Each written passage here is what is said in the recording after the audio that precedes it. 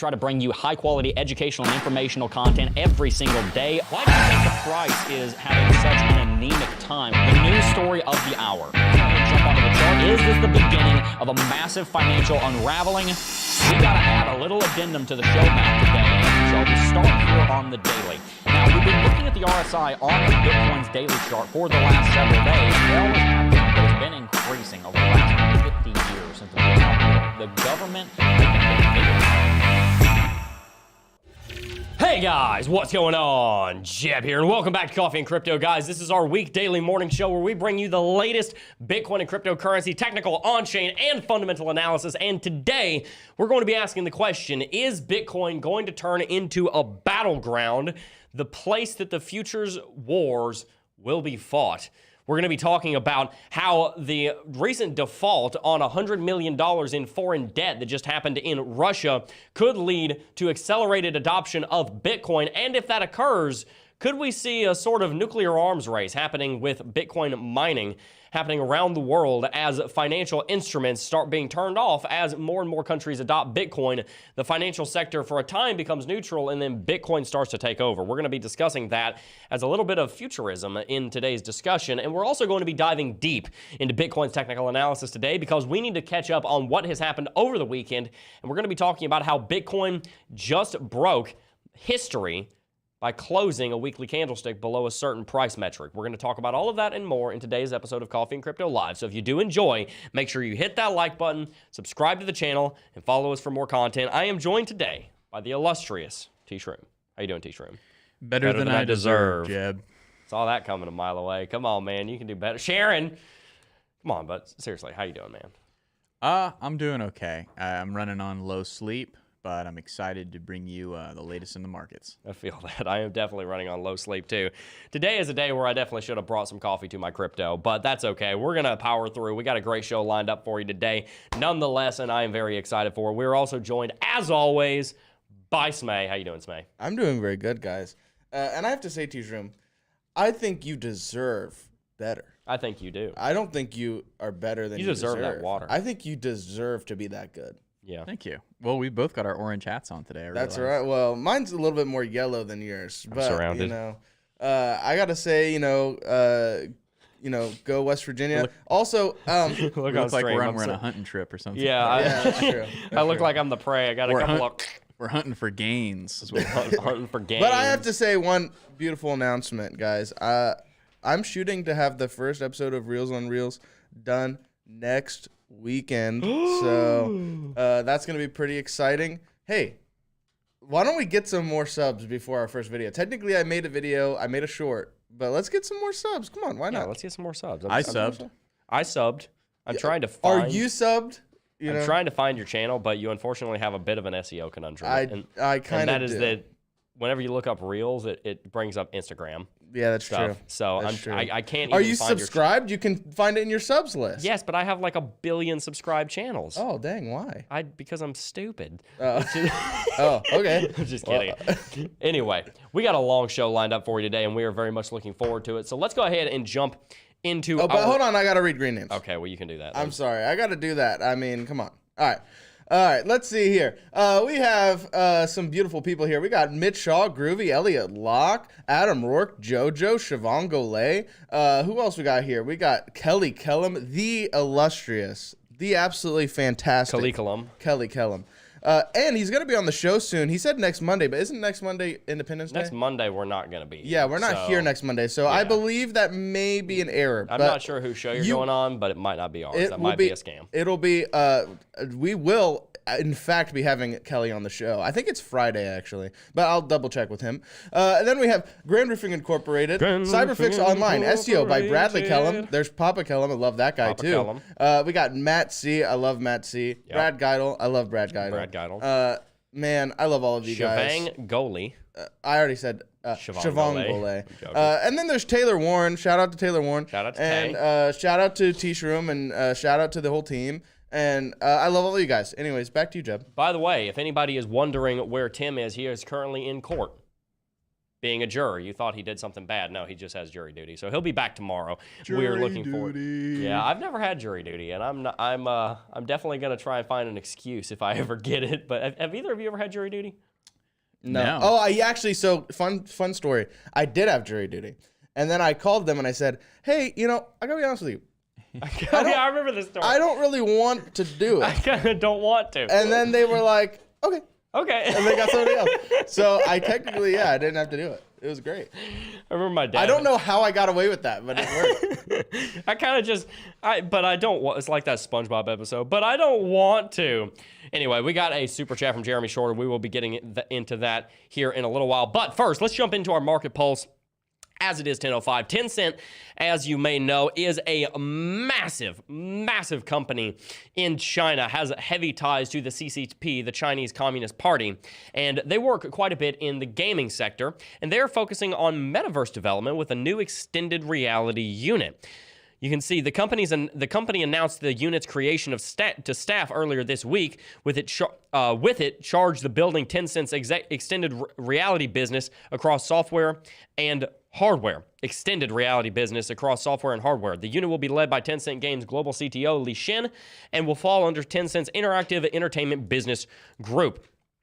The report claims the unit was formed earlier this year, but it had largely been kept under wraps by Tencent. Now that it is open, the unit will eventually have more than 300 staff, but Tencent will adjust this number based on its performance and ongoing state of the metaverse industry. T-Shroom, how would you say that this is going to impact the cryptocurrency markets? Because obviously metaverse and crypto are not perfectly linked, but large in part they are.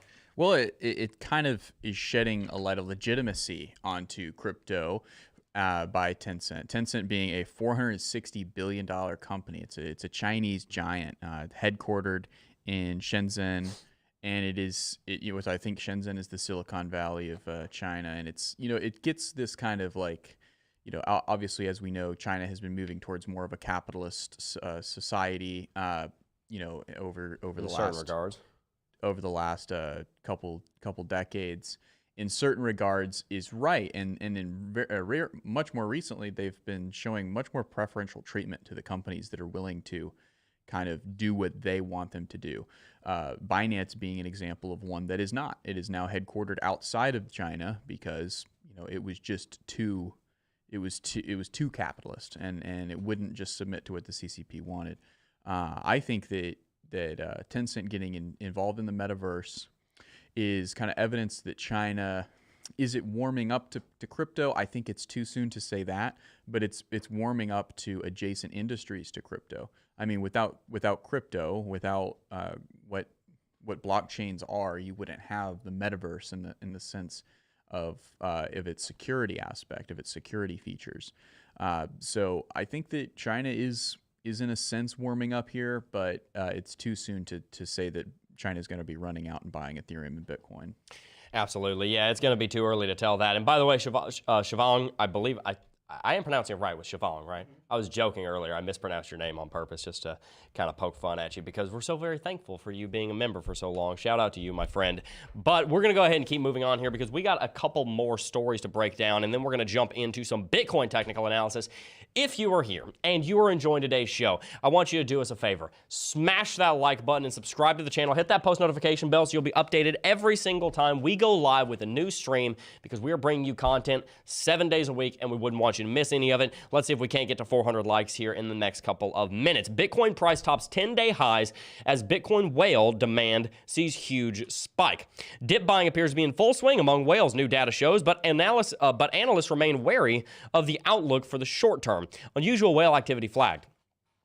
Data from Cointelegraph Markets Pro and TradingView followed the largest cryptocurrencies as it hit $21,868 on Bitstamp. Unusual whale activity detected in Bitcoin, popular analytics firm Game of Trades observed. The supply held by entities with balance of 1,000 to 10,000 Bitcoin just saw a huge spike in demand. Let's watch to see if that trend confirms. You can see that trend took place right here. A major spike occurred after capitulation. You can see something similar happened here as whales were starting to distribute as we approach $65,000. Of course, these whales are very intelligent. They really know exactly what they're doing because they have all of this money, and if they didn't really know what they were doing, they didn't know how to manage their funds properly, then they would have lost all their money and they wouldn't be whales anymore. So there's a certain kind of natural selection that goes on in the whales, if you will, for who remains on top as one of the power players in the cryptocurrency space. And the amount of Bitcoin that is held in this 1,000 to 10,000 Bitcoin balance dropped significantly from 4.4 million at the top all the way down to 3.7 million very recently, but it has started to spike back to the upside. If we look over here at CoinMarketCap, then we're also going to want to look for something else in correlation to that, and we may not find this trend. This is something I'm thinking of off the top of my head. But if we find that the stable coins were to start going down, which they aren't really, they're pretty much trading sideways, but they have gone down a little bit. You can see Tether's gone down to 8.3%, from 8.3% to 7%.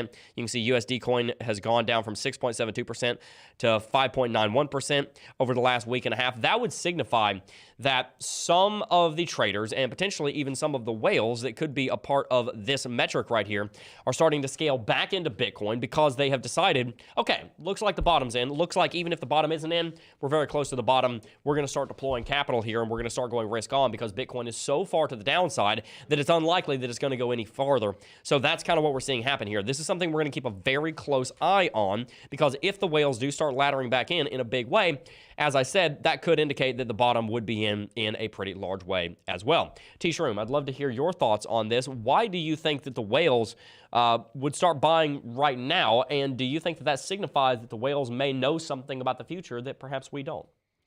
Well, I personally think that they're just they're doing their own version of DCAing. I think that they're DCAing. They do try to time the bottoms a little more. You know, they have a lot more resources to be accurate. Do they know something that we don't? I don't think so, but I think they may also, you may also want to consider they may be trying to time this this bull trap that we've been anticipating that's been delayed for some time, a resumption higher, not actually a full resumption higher, but a resumption in what we've been reading that Tim's been pointing out, that we should have a rally up to 30 before we go lower. They could be anticipating a pump like that. You know, as we've gotten towards the middle of each Fed decision, the markets have kind of, the closer to the middle, the more favorable it's been for equities and for crypto as well. So they could be just trying to time that like intermediary period that's been producing tendies for some people. They could be trying to time that, or they could just be, you know, DCAing in for the long term, and this is just a good tick for them to kind of buy in. And again, their DCA looks a lot bigger than most people. So absolutely. Well, there's also one other story here that we want to cover as we jump into the technical analysis, and that is this: Bitcoin on course of making history this month. Here's why. The 200 weekly moving average is a key metric used by traders to gauge the overall sentiment around Bitcoin. Historically, whenever Bitcoin dropped below the 200 weekly MA, Bitcoin realized the bottom for that cycle. Immediately, it would regain with a positive price momentum. This is something that we've discussed quite extensively on the channel recently, is the 200 weekly moving average. If you take a look over on the chart, and this will lead us into our technical analysis, if you look over on the chart, then you will see that the 200 weekly SMA, which I'll go ahead and turn off the 50 that I have here and the 300, it operates as the bottom for these markets. You can see that it operated as the bottom here in January all the way through September of 2015, operated as the bottom in December of 18, January of 2019, and it also operated as the bottom here in March of 2020. And every time we drop down to these levels, we almost immediately bounce back up in a large way. Now, it didn't necessarily feel immediate at the time. This was a period of multiple months here. This was a period of almost a year, but in the long run, it was virtually immediate. And what you're seeing happen right now on Bitcoin is that we are starting to close down here weekly candlesticks right below the 200 weekly SMA, which is something that we've never really seen happen before. We saw a weekly candlestick close just briefly down here, but we never saw one open and close and have the fullness of the candle body below the 200 weekly SMA. And right now, that's looking like what is happening. The good news is we are seeing a spinning top form down here, and that spinning top could indicate that we are starting to get closer to the bottom and that we're starting to see uncertainty come out of the bears, and we could start to see a movement coming to the upside relatively soon. But if we look down to the shorter term time frames, we can also see here that there are signs of life showing up in the market, but there is also some bearishness showing up on the last couple of days of price action. There was a green MACD cross that came in here on the 24th of June, but at the same time, in just the last 2 days, we have seen red movement. You can see down here on the 4-hourly chart, we talked about how there was this symmetrical triangle pattern that we were talking about how we could break out of, push all the way up to $26,800. I was pretty skeptical of that. I was saying I think we're either going to trade sideways or we're going to have a corrective movement. So far, we've been unable to even get above 21,800, suggesting that there's a lot of anemia in the space, that the market is having a very hard time getting up above those price levels. And because of that, that indicates to me that the bears are still the faction that are in charge. They were just taking a little bit of a breather. I would personally be much more on the camp of the bears right now, because we're seeing the inability for the bulls to even break through 21,700, let alone start pushing up to 23,000 or to put 25,000 or to 26,000. I would have wanted to see a much stronger bounce coming off of this dip if we were going to say, okay, it looks like we're going back into a bull market, or okay, it looks like we're going into a major rally. Instead, what we've seen is a very much sideways market. It's a little bit like what happened here. Dropped very quickly, had a small bounce, then we traded sideways, and guess what? We continued to the downside because we didn't have a major bounce. Even over here, going back to January, we dropped all the way down, bounced all the way up above the local high that we had set a new higher local high 3 times in a row, and even that wasn't enough to stop a major windfall to the downside. So that's kind of what I'm seeing happen here, is that we have not seen enough bullish momentum to come back in to say, okay, we're close, that it means that I think we really kind of deserve to be at $20,000 right now, and potentially even a little bit lower. Not to, rain on people's parades, because we want to see Bitcoin move to the upside, but we have to make sure that we are looking at this market through a rational lens, and if we're not, we're going to have a very difficult time profiting in this space. Looking down to the shorter term time frames, you can even see over the last couple of hours that we've seen quite a bit of bearishness. The market is dropping quite substantially right now, down to $20,000. We may end up seeing a lot of volatility come out of today, as we're seeing things like the Bollinger Bands start to widen and the Bitcoin market start to drop below the Bollinger Bands. Also down here on the hourly chart, we were under a confirmed strong uptrending signal on Lux Algo going back to the 23rd. That has now been invalidated, as we have seen a red strong sell signal come into play with a confirmation on trend catcher right here, a strong sell signal, etc. We also see that it has turned red, not just purple, so that means that it is strong sell signal, that it is a strong sell signal, not just a regular sell signal. All of that to say, number one, if you don't have Lux Algo, you are missing out, because Lux Algo is in the middle of calling a trend here. It called this drop when we were up here around $21,200. We're already down to $20,700. Definitely a technical indicator you need to get access to. The link's in the description box down below. Use coupon code Jebb, J-E-B-B, for 20% off at checkout. You will be glad you did. We've had a lot of people sign up for Lux Algo, and they are loving it. Drop a 1 in chat if you have Lux Algo and you are enjoying it. But 2, the other thing to keep in mind is that this hourly chart trend that I'm showing you right here just confirms what I'm talking about on the higher time frames, and that is that Bitcoin had a little bit of exuberance to the upside, but even that is being lost. I mean, you can see here on the 2-hourly chart, we had a confirmed buy signal, and we had a buy signal here on the 19th. It got confirmed later on the 19th with a green trend catcher. This is still in the green, but to be honest with you, at any moment, we could see a red sell signal come in here on the 2-hourly chart. That would lead us back to the downside and confirm a downtrend. So we're on the precipice of starting a new downtrend, and we even see that showing up here with our different moving averages. If we go to and turn on the 20 moving average here, as you can see, the 20 simple moving average, we're below it right now. It's actually the middle of the Bollinger Bands. We're below that. The fact that we're trading around that indicates that we're in sideways, kind of an anemic market anyway, but the fact that we're below it now, and so far below it now, indicates that we're very strong to the downside. If we look here at the candlestick analysis, we can also see that there's a shooting star pattern right here. So all in all, we're not seeing a lot of bullishness coming out of the Bitcoin market right now. I don't mean to come out just so strong against Bitcoin. I love Bitcoin. That's absolutely true. But we still saw a lot of volume back over here. We have not seen our slow, gradual grind down to the bottom where we just kind of round off and then start going back to the upside like we've seen in previous bottoms that actually held. If we look at what happened back here in, May, June, and July of last year, saw massive volume, slightly larger volume. When we actually hit the bottom, there was virtually no volume because the bottom was in and there was no trading down there. We just got all the way up to the perigee, and then we turned around. For all of you people that work in astronomy out there, we have seen high volume bottoms in the past, like we saw during the pandemic drop, but that was a black swan event. That's not how that normally goes. What we saw over here in 2018, 2019, massive volume, then I would say this was actually really the bottom in time, because that's when the market started moving to the upside right here around February the 8th, 2019.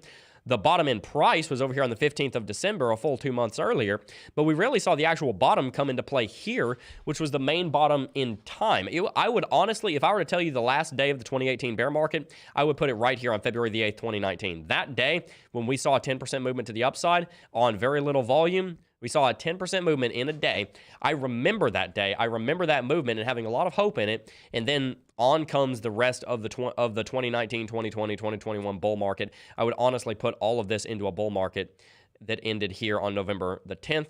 And it was all called by a movement that would take place on very, very, very low volume. So the fact that we still have a lot of volume, we still have high volume, is another factor that leads me to believe that the bottom is not quite in just yet. And of course, there are multiple fundamental forces as well. If you look over at the traditional markets, at the SPY, for example, you'll see that it is in a massive correction and has been ever since January. You know, there was rumors of war going on in Ukraine, and then we finally actually saw the proper invasion start on, I want to say February the 20th, was it? February 22nd, something like that. In the mid-February, February 24th, that's what it was.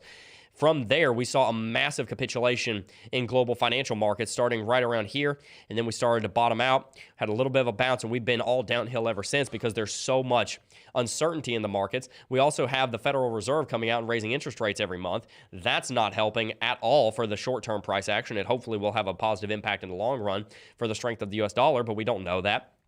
So there are quite a few fundamental forces pushing against Bitcoin right now. So what's the hope? Obviously, we got to lay out the situation and say, hey, there are a lot of concerns here, but what is the hope? Well, what the good news is, and this is actually much better news than, this good news is so much better than how bad all the bad news I just said is on the side of price action, and that is that we're so close to the bottom, in my opinion. I do think, and I'm pretty confident in this, that we are very, very, very close to the bottom. I think if you bring up the weekly chart and you look at BLX, the 200 weekly moving average has, yes, been breached. I think that we're going to drop a little bit below that, as we already have, come down and backtest the 300 moving average, kind of like how we did here in March of 2020. If we did that, we would see Bitcoin drop down to $16,700. We could even see it go down to the 400 moving average, which I can just bring up really quickly right here. If we did that, that would drop us all the way down to $12,000. If you look at Fibonacci retracement on a multiple different ways, on linear, you can see that there is a bottom here at $16,700. Then there's also the golden pocket down here at $11,000 to $12,000. If you switch this over to turn it to not using log, then you can see that we bottomed out here at 0.786. But I would recommend in this case using based on a log scale. And you're going to find that the moving averages all line up. 0.382 lines up with the 200 weekly moving average right here around $22,000. We're currently below that.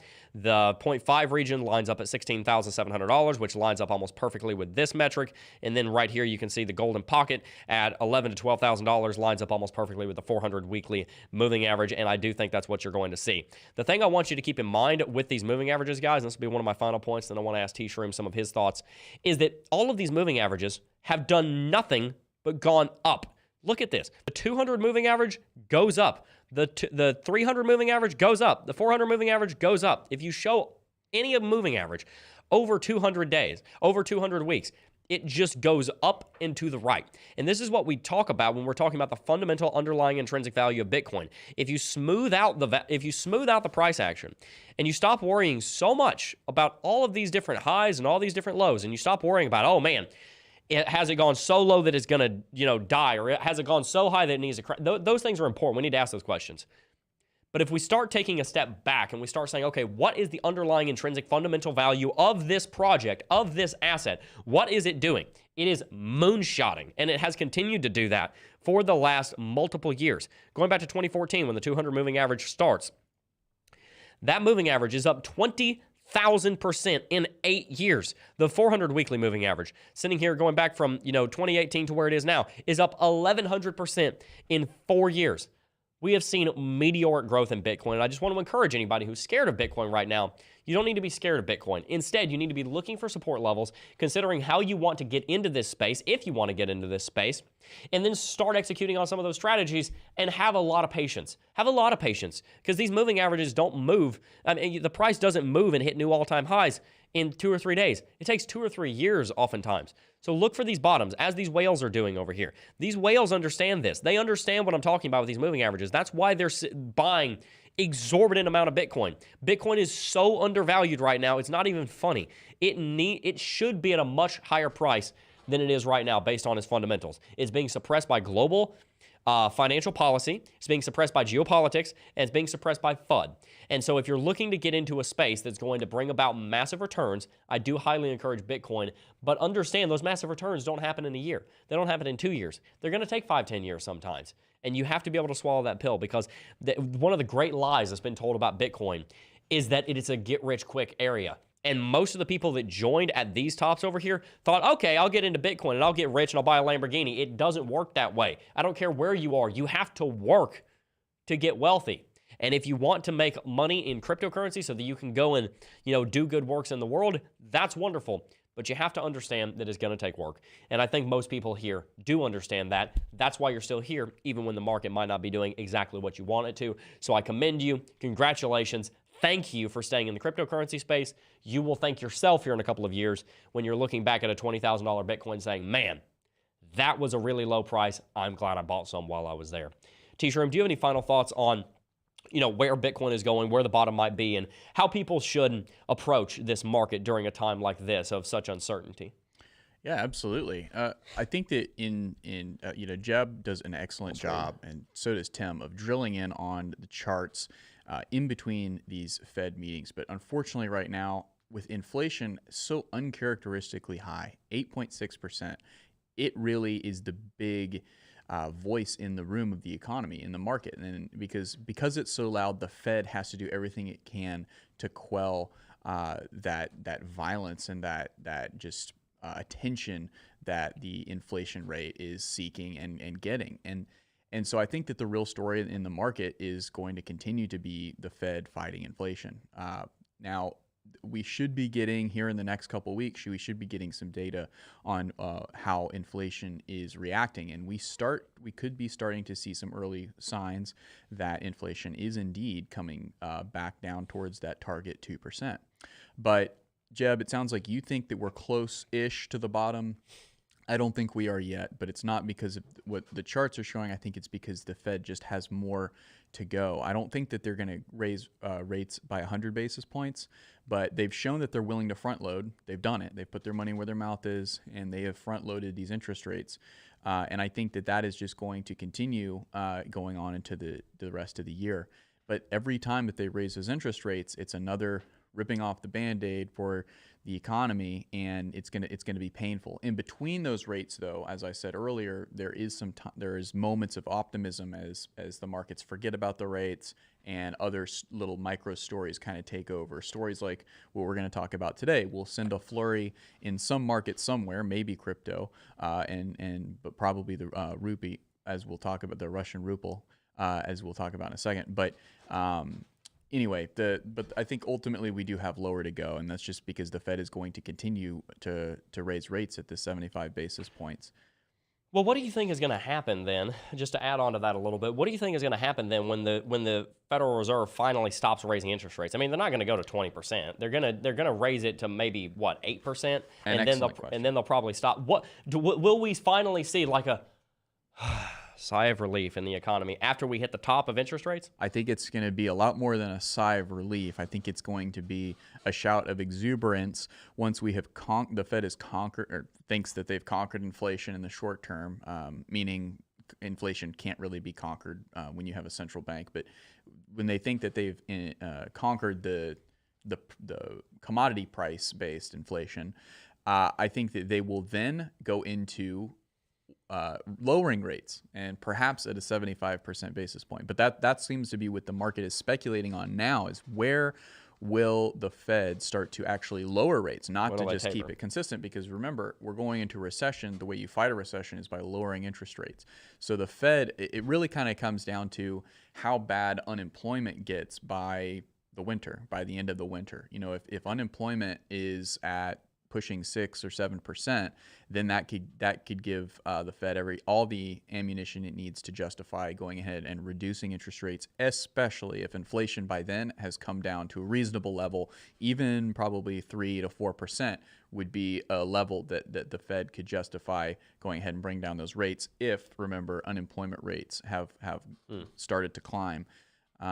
So they'd be trying to thread the needle on healing the economy, and it just goes to show, if you think this is crazy, it's because it is. There should not be a central entity trying to control the money supply in an effort to try to quell inflation and try to increase unemployment. It's all a bunch of silliness, but it has worked for so long. You know, it's as I say, it's brought on prosperity in America. But now that we have a solution like Bitcoin, it's just kind of silly to see, you know, these really smart people trying to steer this giant ship, and it just continuing to. The ship has just gotten too big, I think, is the problem, and we're trying to steer too fast, too quickly. Right.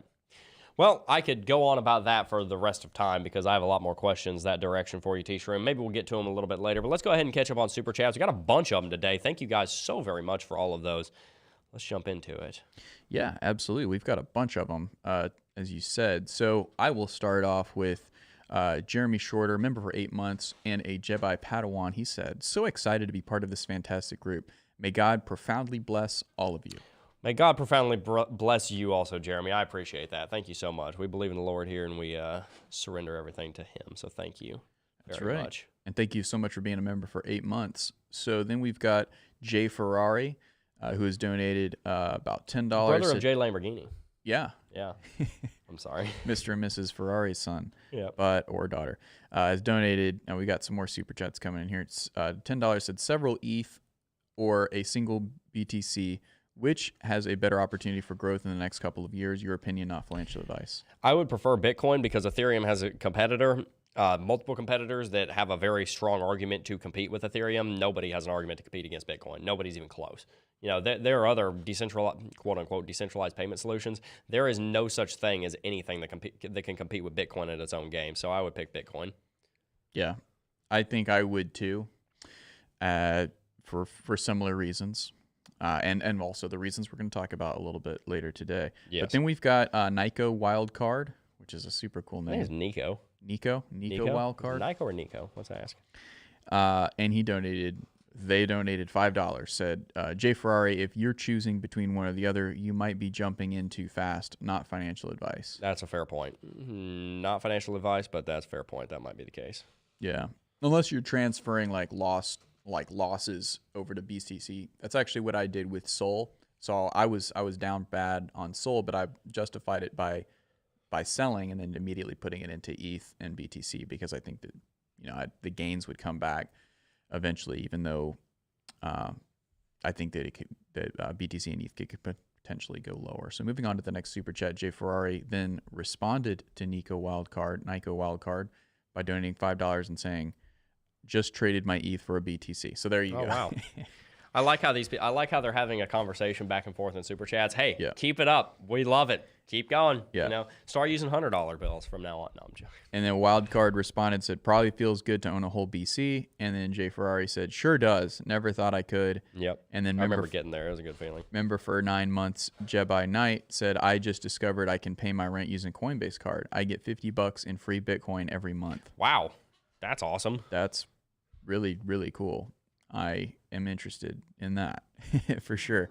Wildcard also donated $5 and said, "Coin is 1 billion market cap.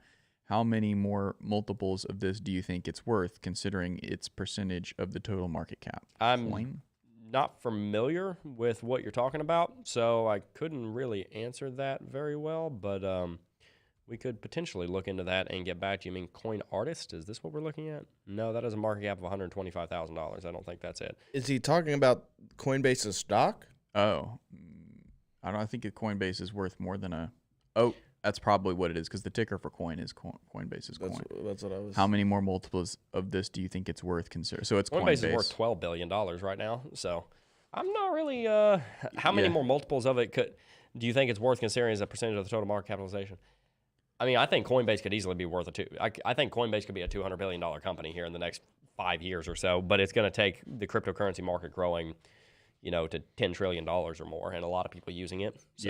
Yeah, I see Coinbase as kind of the front runner from a branding perspective. The only risk they have is that, we don't know how long this bear market is going to last. Through the bear market, they could get squeezed pretty bad, and it could get really tough for them. And then right at the end, another giant exchange could launch and then eclipse them just because of the sheer upswing of crypto at that time. Yeah, I don't think that's super likely to happen because FTX was probably going to be the one that did that, and they already played their card. They're already on the market now. So, but yeah, I think that wraps up super chats. All righty. So, well, we got a few more, and we'll jump into those when we finish. Oh, we go. But we can go ahead and start into our discussion because there is a lot to discuss here. Let's go ahead and jump into this article, guys. This is very interesting. Russia has defaulted on its foreign debt for the first time in more than a century, reports say. The last time they did this was 1918. You can see the country missed a deadline to pay a $100 million and euro-denominated interest on 2 foreign currency bonds on Sunday, the Wall Street Journal reported. Citing bondholders, some Taiwanese holders of Russian bonds also did not receive interest due by the deadline, Reuters reported, citing 2 sources. Russia has said it sent the money to Euroclear for distribution to investors, but the payment seems to be held up there, the BBC reported. Euroclear would not say whether the distribution had been blocked and said it follows all sanctions, the report said. In May, the U.S. Treasury ended a key sanctions exemption that allowed Russian sovereign bond payments to pass through the U.S. to U.S. investors. In response, Russia said it would start using rubles to pay down dollar bond payments. That's very interesting because it means that they can't get their hands on dollars, which is going to be difficult for them, considering the volatility in their currency, which we'll talk about here in a second. Moscow has said it sent the Eurobond payments to the country's National Settlement Depository, Reuters reported last week, but the bond's covenants do not allow for payments in rubles, which means the payment would still constitute a default. It's also unclear how bondholders can access the ruble payments as Russia's National Settlement Depository has been sanctioned by the EU. This marks Russia's first default on its foreign debt since 1918, when during the Bolshevik Revolution, communist leader Vladimir Lenin repudiated the debt of the Tsarist era. But Russia isn't defaulting this time around because it doesn't have the money to pay. Its finances are holding up well currently thanks to soaring energy prices. Instead, the default comes as sweeping U.S. and European sanctions are blocking its bond interest payments from moving through the international payments system. So let's take a look here at the ruble. As you guys were probably aware, the ruble dropped substantially after the beginning of the war in Ukraine, dropping 50% in the span of less than 3 weeks. From there, however, the ruble has gained exorbitant strength as multiple different nations, such as China, have been buying energy from Russia, Germany being another one, and they are making those payments sometimes and doing transactions sometimes in rubles. As you guys know, the price of energy, natural gas, oil exports, those being the 2 largest exports that Russia has in the energy sector, have grown extensively in valuation. In fact, Russia is also working on building hundreds of billions of dollars of oil and natural gas infrastructure in its frozen north as it starts to thaw a little bit up there. They have built multiple new pipelines, a lot of new mining and drilling for oil and natural gas. They're opening up the passage in the north so they can send shipping routes all the way down to China so that it can be delivered via ship.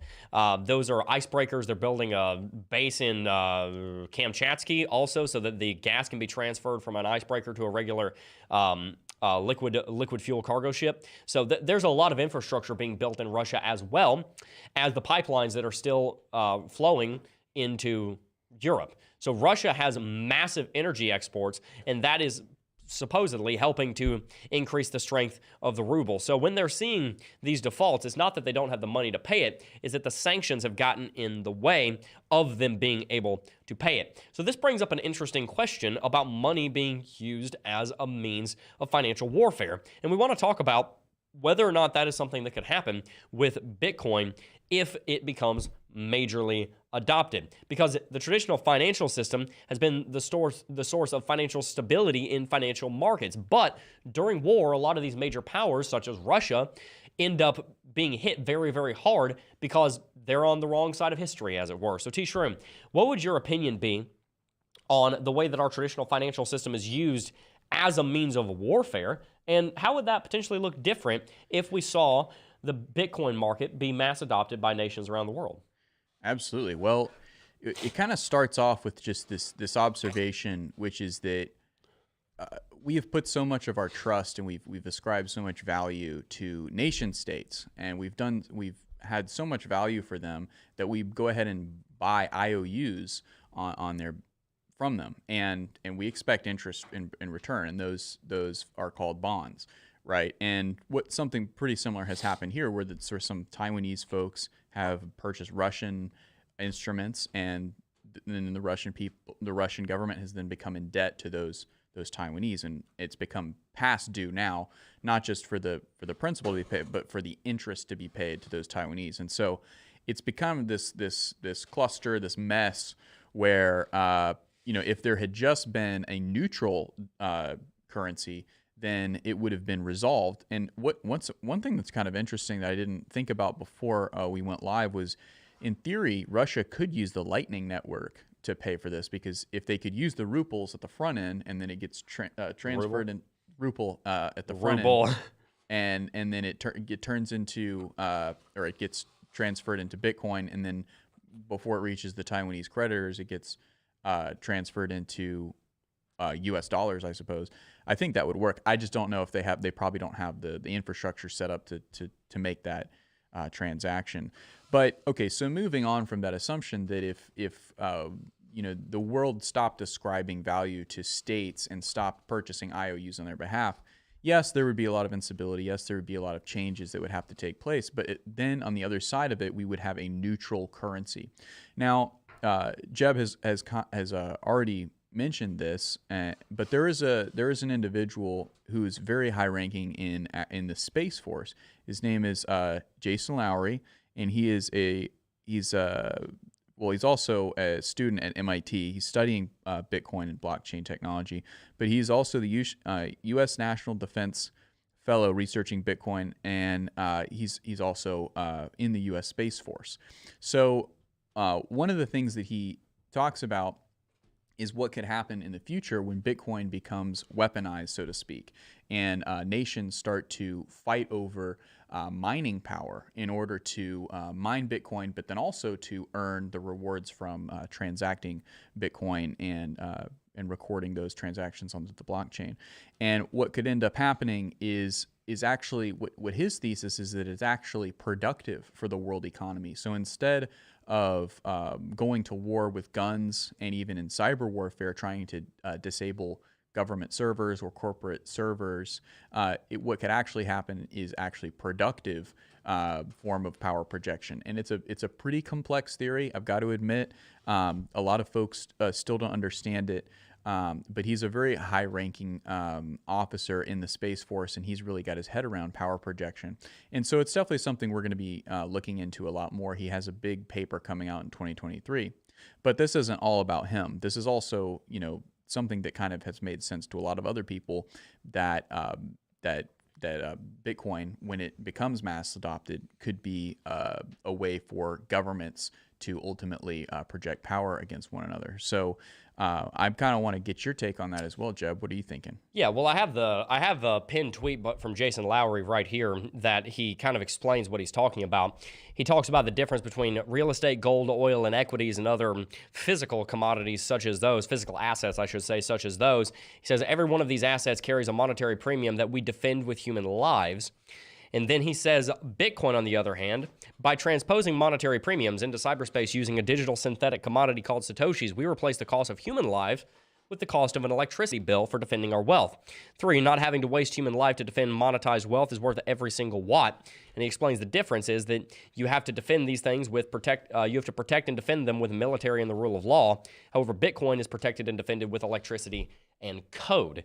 So the idea would be, instead of having a battle on a battleground, you start to battle over who has the hashing of 51% of the hashing power, and you have different nations having nation-state level mining going on, where they're each trying to get to 51% so that they have the ability to essentially do a 51% attack and nuke the entire financial ecosystem. Because if the entire world adopts Bitcoin as its foundational currency, if a 51% attack occurs, you just undermine the entire value proposition of Bitcoin and you completely destroy the global economy.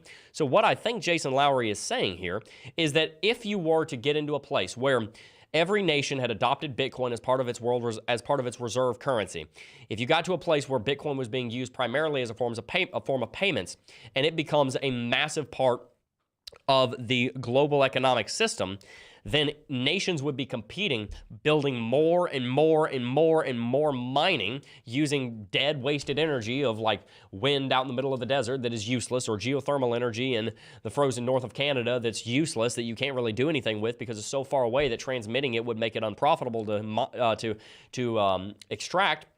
You could instead turn those into state-level miners so that each nation could try and run towards a 51% attack. And you would see global superpowers, probably the United States, China, and Russia. Those would probably be the main three, and then maybe also the European Union collectively, vying for power, trying to get to 51%. Or you could see alliances form where the European Union and the United States would try to collectively get to 51%, and then together they would have the ability to destroy the Bitcoin network at any time.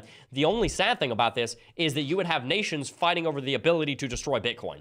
So that is the really unfortunate thing. But similarly to a nuclear arms race, if everybody has nukes, then nobody wants to use them, because if you do use them, then you destroy the entire world. Because if the United States and the European Union, for example, are also built on Bitcoin, and they say, hey, we have the threat of destroying Bitcoin at any moment through a 51% attack, at least destroying its credibility. It wouldn't actually destroy Bitcoin. Bitcoin would go on, but it would lose its credibility.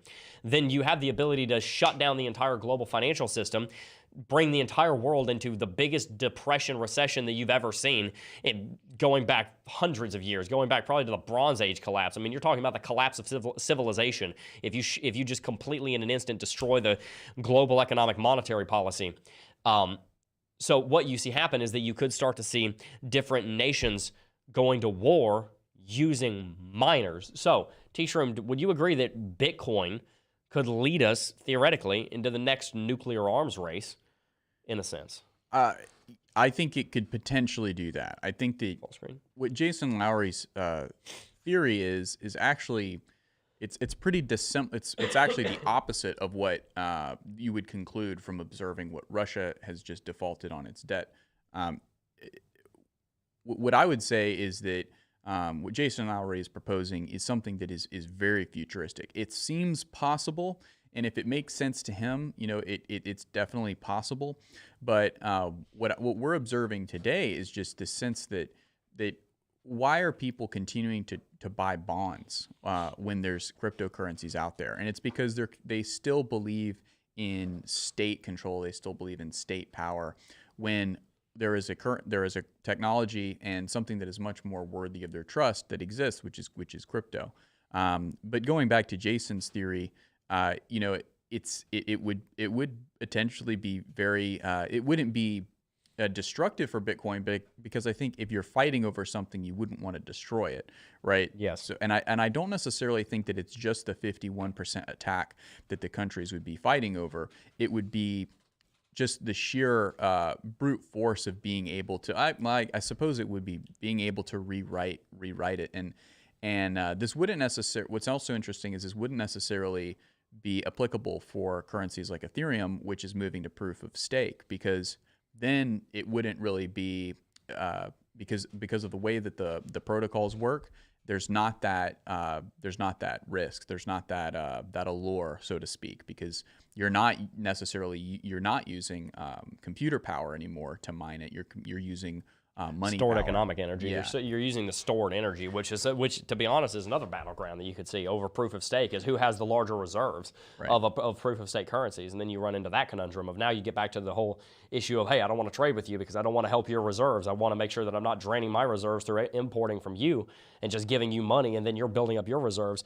And then you run into a similar situation just like that. So it's very interesting as well. Somebody even mentioned it in chat, and I was about to say, if you did see that kind of thing happen with Bitcoin miners, then you could see, and we're getting really into futurism right now, you could see a nation know the location of all of the miners and then combine cyber warfare, shut down all the miners in one nation, in the same way that we saw Stuxnet in Iran shut down their nuclear program. You could see some similar kind of attack go on for all of the miners in a nation. Now, this would be very difficult, but it's possible. Then just by nature of shutting off 25% of the world's hashing power, then a nation that has 40% of the hashing power, you shut off 25%, all of a sudden they're over 51%, and then boom, they have the power to do it because they've shut off some of the competition. You could even have alliances turn on where you have a lot of different people together. They could either come together, or you could have some of the miners in some of these nations shut off some of their miners, so it pushes one of the nations in the alliance over the edge to having 51%. So there's a lot of questions there. And what what Jason Lowry is saying is that if we were to see this occur, then you would see a lot of warfare happening in cyberspace in a situation that would probably never occur. You would almost never see a central authority have 51% of the mining power. Only 35% of global mining takes place in the United States.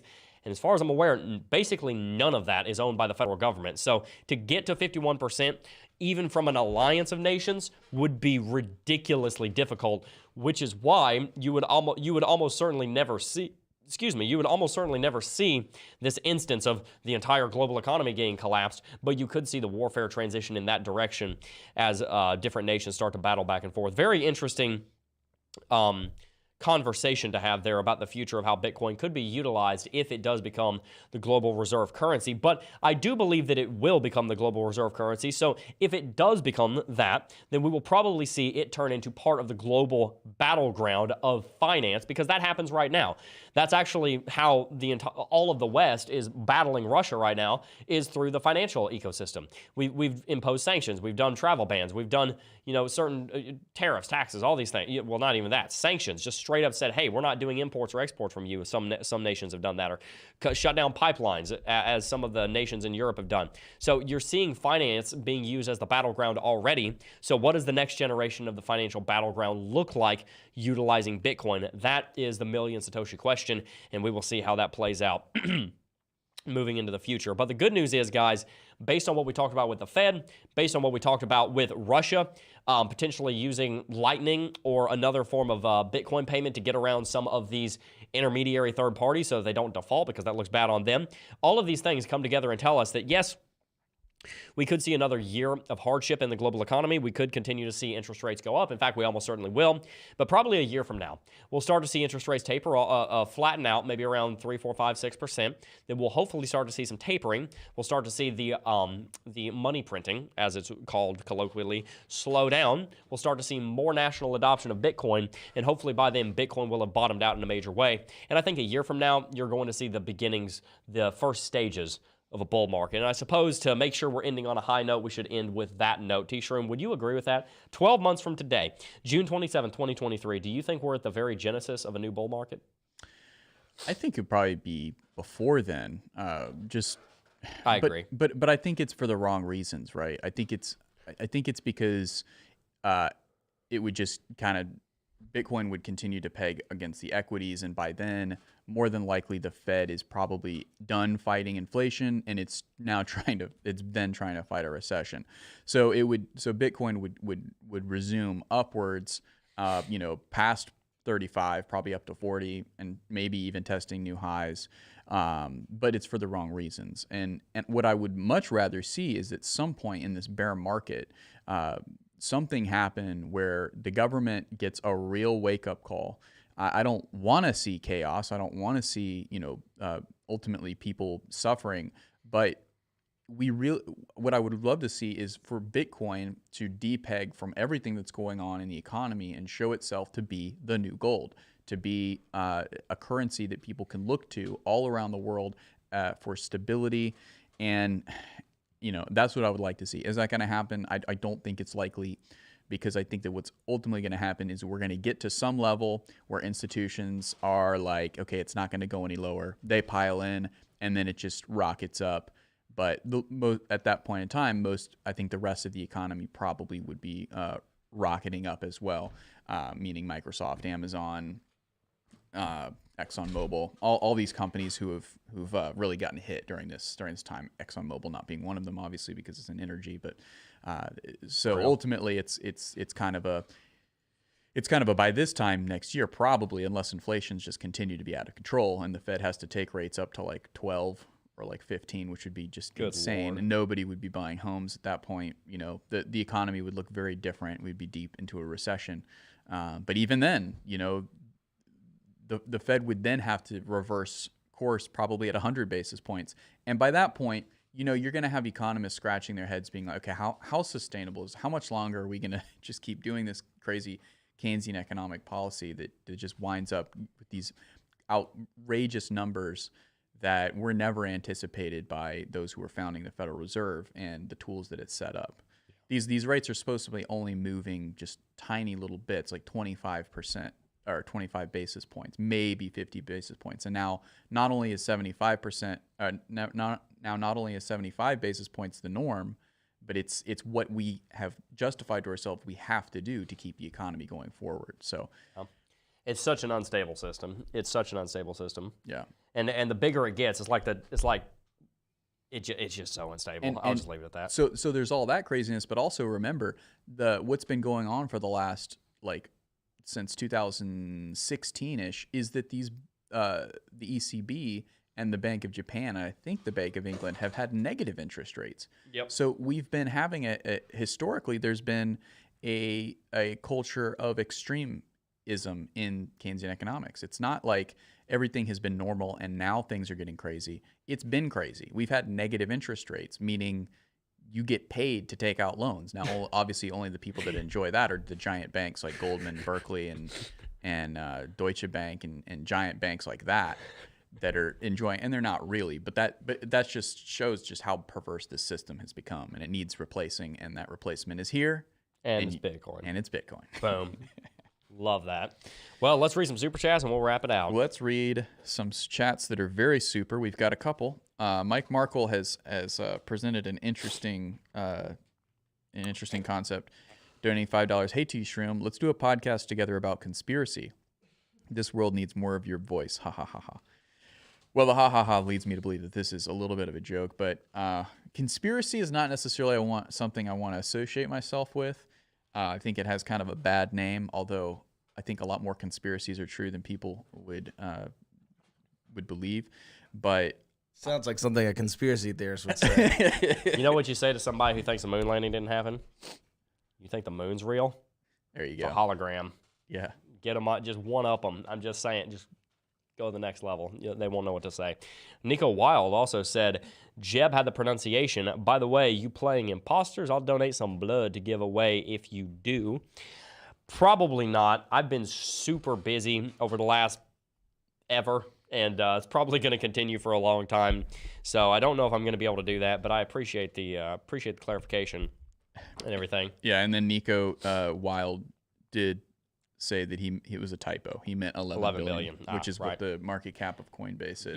Yeah. No, and that probably will go up extensively as the new bull market comes in. You're probably going to see a $50 billion Coinbase when Bitcoin gets back up above, $1 trillion.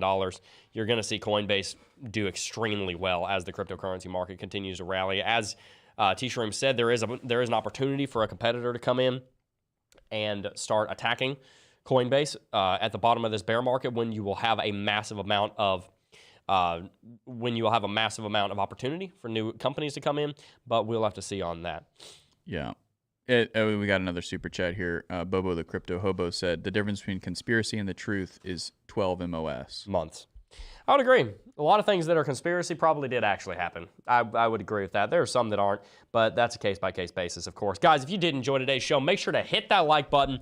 By the way, I want to see #ClubDeFi represent in chat. Shout out to everybody over there who is continuing to learn and grow in their cryptocurrency experience. We're very excited to see all of the growth going on over there. And shout out to our Discord server, the Club DeFi Discord server. A lot of growth going on over there. Guys, if you did enjoy today's show, like I said, hit that like button, subscribe to the channel, follow us on all of our social media over at CryptoJebb over on Instagram and Twitter, and at CryptoJebbOfficial over on TikTok. And tell us in chat, what do you think about Bitcoin becoming the new financial battleground of the future after it becomes fully adopted? Just want to give a shout out here also to some of the people representing Club DeFi in chat. We got Matt C, member of Club DeFi, Crypto Alchemist, member of Club DeFi, JT Skinner, member of Club DeFi, Jojo, member of Club DeFi, Elliot Locke, member of Club DeFi. I want to shout out all of you. There's a bunch of them. Gia S is a member. Crypto Vet's a member. Crypto Mini Bike is a member. Crypto, the Classic IT Guy is a member. Space Between Thoughts is a member. Got a bunch of them in chat. So shout out to all of our Club DeFi members Alan Carey, also a member. Shout out to all of you guys. We got a minute here so I can do some more. Angela Amaro is a member. Shout out to you guys. After everybody sees me shouting these out, they're probably all going to start. So, guys, if you haven't joined Club DeFi, hey, I don't know what you're doing. Links in the description box down below. Rick Flair, Kelly Kellum, who has written a lot of Club DeFi, Alex Green, member, Adam Melville. Man, we got a bunch of Club DeFi members in chat. Shout out to that. Grand Roofing Incorporated, Sean, U.S. Marine Corps Patriot 71, Cyberfix Online by Bradley Kellum, JT Skinner. I don't know how much longer I can go on this. Looks like we got another chance. Also, Nico Wild said, if you change your mind, let me know. I can lend an imposter once beta is live. Well, thank you very much. I appreciate that. T-Shroom, do you have any final thoughts on everything that we discussed today before we wrap it out? I would just say keep calm and DCA on. It's what I'm doing. And, I'm just really excited to see what's next as we go into the summer, see what institutions are going to be the first to adopt at a large scale and in a new way. I'm really excited to see that. And I'm really excited to just continue to have conversations with people who are not yet orange-pilled and just kind of see what they're thinking. Unfortunately, I'm hearing a lot of FUD out there at the retail level. Just a lot of people that are misunderstanding what Bitcoin is, because it's so easy to just pile on and get clicks from these media outlets, just trying to get clicks by piling on and bashing on Bitcoin while it's down. It's just easy. It's so easy for them to do, but it translates. They'll eat their words. They will eat their words. Also, a shout out to Bobo and a shout out to James Dyke. I'm sorry, I kind of cut you off there, T-Shroom. No, it's all good. I mean, I think I got my point across there. By the way, thank you so very much for filling in for Tim as he is out on jury duty today. You did a great job, my friend. And everybody, make sure to drop a thank you in chat for T-Shroom. He's the one who helps us to put this show together every single morning. He does a wonderful job putting together our big old show map over here. We have, about a half dozen pages of notes every single show, and T-Shroom is one of the people who works very, very hard on that. So we're very thankful for him. He gets up bright and early every morning, so a lot of his work isn't seen on the channel. At least it's not accredited to him, but I want you to know a lot of the work that goes into the show T-Shroom does every single day, and he's been very diligent in that, so big shout out to him. Anyway, guys, like I said, if you enjoyed today's show, like button, subscribe to the channel, post notification bell, but that's it for today. Before I go, I do just first want to thank each and every single last one of you for watching, as always, and I will see you guys in the next video. Peace.